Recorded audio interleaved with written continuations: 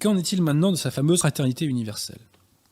Eh bien, au point 219, il nous dit qu'il faut établir un pacte social réaliste et inclusif. Donc il emploie le langage des gauchistes. Bravo Bergoglio.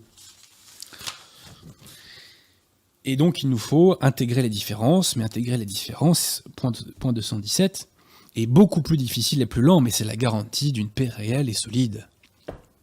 Et alors, comment doit se traduire cette fraternité universelle?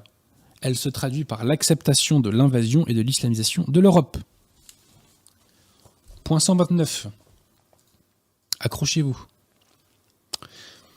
Il faut respecter le droit de tout être humain de trouver un lieu où il puisse non seulement répondre à ses besoins fondamentaux et à ceux de sa famille, mais aussi se réaliser intégralement comme personne. Je répète, il faut respecter le droit de tout être humain de trouver un lieu. Bergoglio invente de toutes pièces un droit de migration universel. Que faut-il faire avec les envahisseurs? Écoutons Bergoglio. On n'est pas trop en mode Donjon d'Autriche et Jean III Sobieski, là.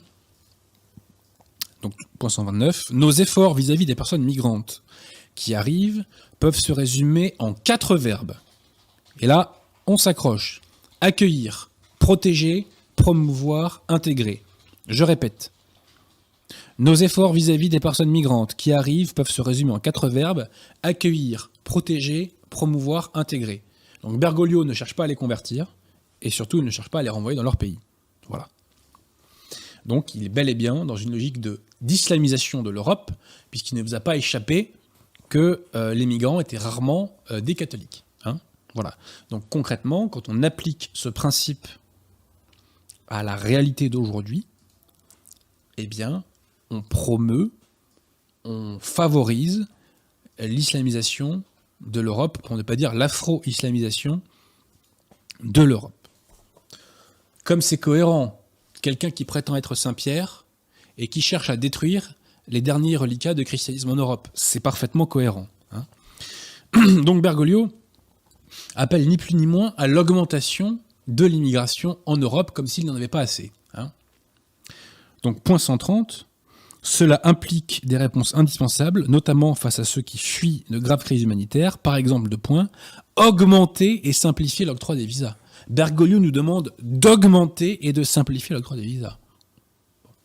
Adopter des programmes de parrainage privés et communautaires, ouvrir des couloirs humanitaires pour les réfugiés les plus vulnérables, offrir un logement approprié et décent, bien entendu, pourquoi pas le château de Versailles pendant qu'on y est. Hein.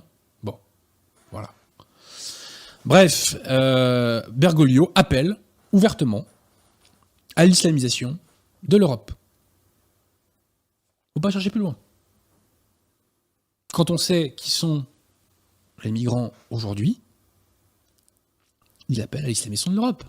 Quand on dit faites venir un maximum de musulmans en Europe, mécaniquement, il n'y a pas une shintoïsation de la société, il n'y a pas une bouddhistisation de la société, il n'y a pas une hindouisation de la société, il n'y a pas une catholicisation de la société, il y a une islamisation de la société. C'est normal. C'est normal. Bref, donc Bergoglio, au nom de la fraternité universelle, appelle à l'invasion et à l'islamisation de l'Europe. Tout va bien.